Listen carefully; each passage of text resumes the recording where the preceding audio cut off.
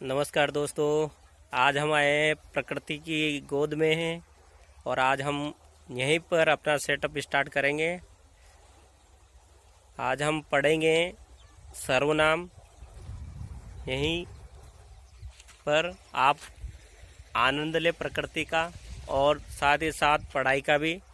तो चलते हैं पढ़ाई की ओर। सर्वनाम पढ़ते हैं, स्टार्ट करते हैं। ओके।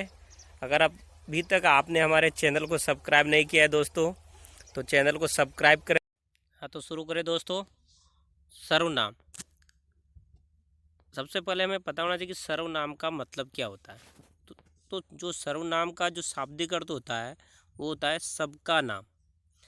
यानी कि जितने भी हमने संज्ञा पढ़ी, व्यक्तिवाचक जातिवाचक जो पढ़ी, उसमें वस्तु का नाम, व्यक्ति का नाम, जिसका भी नाम है, वह सबका जो नाम है वह सर्वनाम कहलाता है। जी हाँ दोस्तों, सर्वनाम का जो शाब्दिक अर्थ है वो होता है सबका नाम। ये तो हो गया शाब्दिक अर्थ। अगर हम परिभाषा की बात करें तो संख्या के स्थान पर जो हमने संज्ञा देखी थी, व्यक्तिवाचक जातिवाचक या भाववाचक जो संज्ञा देखी थी, उसके स्थान पर जो शब्द प्रयुक्त होता है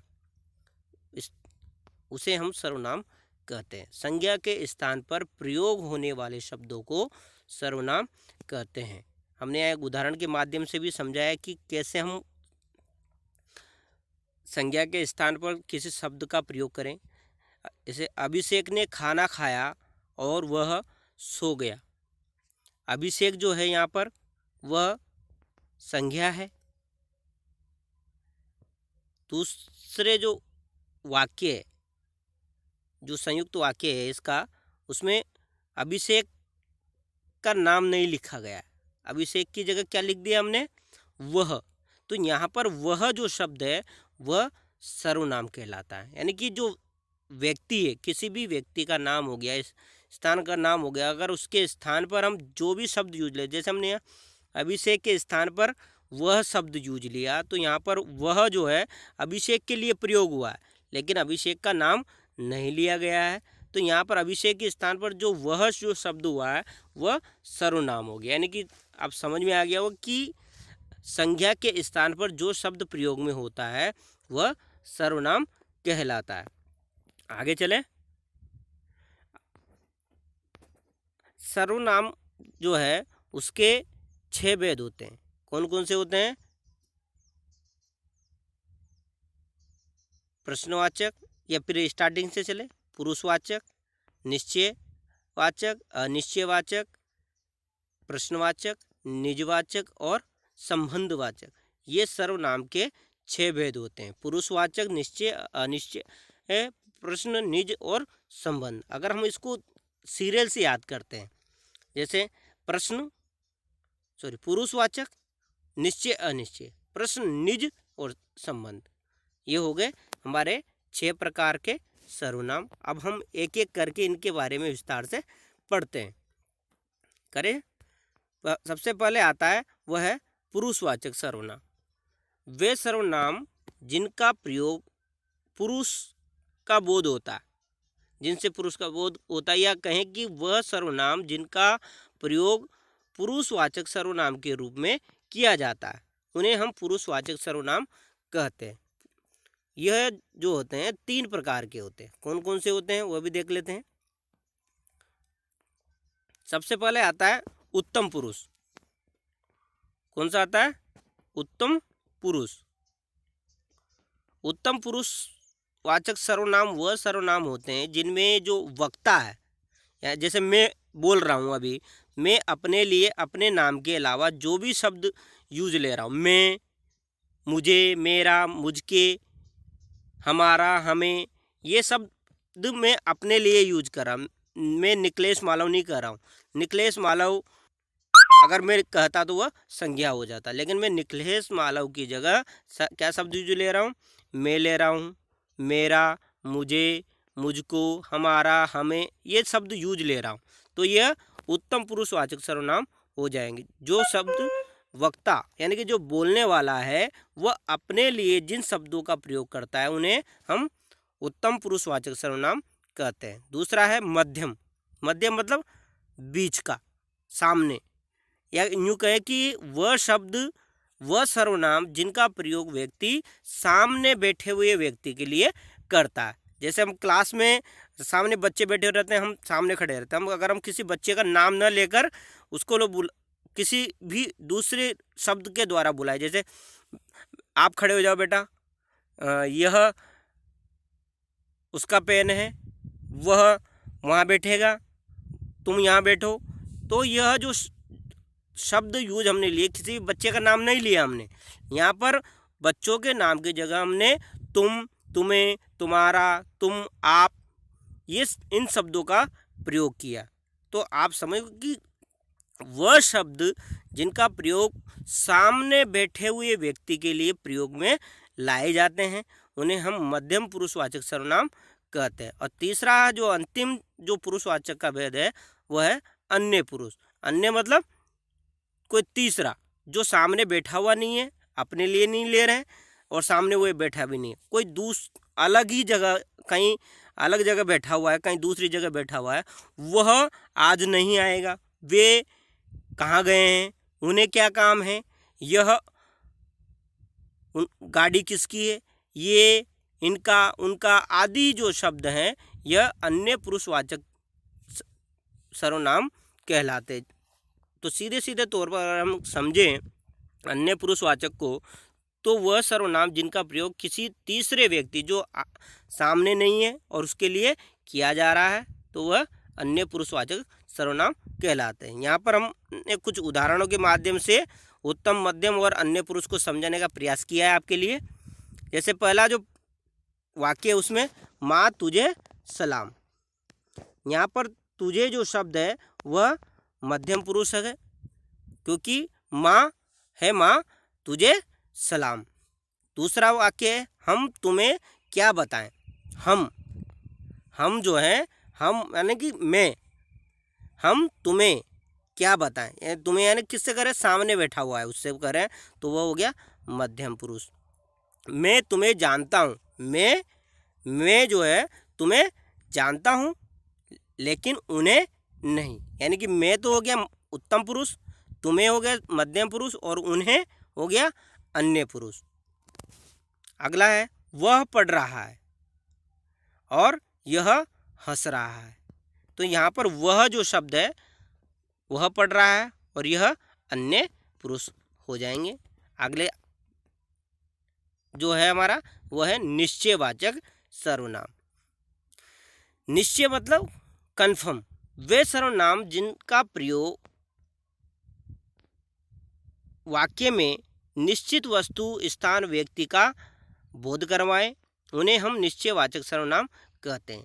यानी कि निश्चित वस्तु का, निश्चित स्थान का और निश्चित व्यक्ति का जो बोध करवाते हैं ऐसे शब्द वह निश्चयवाचक सर्वनाम कहलाते हैं। यह, वह, ये, वे, इन्हें, इनका, ये प्रयोग के आधार पर अन्य पुरुष होते हैं और प्रयोग के आधार पर ही निश्चयवाचक सर्वनाम के अंतर्गत आते हैं। अब देखिए इनमें क्या अंतर है। उदाहरण के माध्यम से हमने यहाँ पर समझाने का प्रयास किया है आपको। वह दौड़ रहा है, वह दौड़ रहा है, यहाँ पर वह जो है अन्य पुरुषवाचक सर्वनाम है। और वह हमारा घर है, वह हमारा घर है, यहाँ पर घर की तरफ इशारा करते हुए बताया गया है कि जो घर नज़र आ रहा है वह हमारा है, यानी कि निश्चित है कि वह घर हमारा है। तो यहाँ पर वह जो है निश्चयवाचक सर्वनाम हो जाएगा और वह दौड़ रहा है अन्य पुरुषवाचक में चला जाएगा। अगर हम सीधे तौर पर निश्चयवाचक को समझें तो हम कह सकते हैं कि वह सर्वनाम जिनका प्रयोग किसी संज्ञा की ओर इशारा करते हुए बताया जाए, संज्ञा का प्रयोग किया जाए, वह निश्चयवाचक सर्वनाम कहलाते हैं। एक उदाहरण यहाँ पर है, यह कहाँ जा रहा है। यह जो है अन्य पुरुषवाचक सर्वनाम है यहाँ पे, और यह हमारा लड़का है। लड़का क्या है? संज्ञा है, क्योंकि यहाँ पर किसकी तरफ इशारा किया गया है? लड़के की तरफ। यानी कि किसी संज्ञा की इंगित करते हुए अगर किसी शब्द का प्रयोग किया जा रहा है तो वह निश्चयवाचक सर्वनाम कहलाता है। अगला है अनिश्चयवाचक सर्वनाम। वे सर्वनाम जिनसे किसी निश्चित वस्तु, निश्चित स्थान, व्यक्ति का बोध नहीं होता है, उन्हें अनिश्चयवाचक सर्वनाम कहते हैं। यानी कि निश्चित ना हो, असमंजस की स्थिति हो। कोई व्यक्ति दरवाजे पे खड़ा है, कुछ सामान भूल गए हैं, किसी की कोई चीज़ रह गई है, किसी की चाबी खो गई है, इस प्रकार से निश्चित नहीं है, जहाँ पर कंफर्म नहीं है कि यह घर किसका है, पता नहीं किसका है,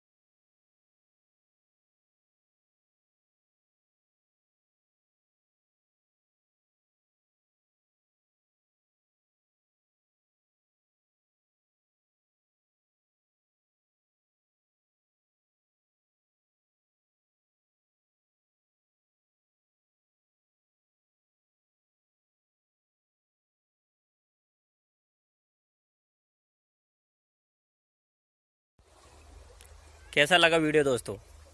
अच्छा लगा तो लाइक करें, शेयर करें, सब्सक्राइब करें और अगली वीडियो का इंतज़ार ना करें, क्योंकि अगली वीडियो आ रही है आपको।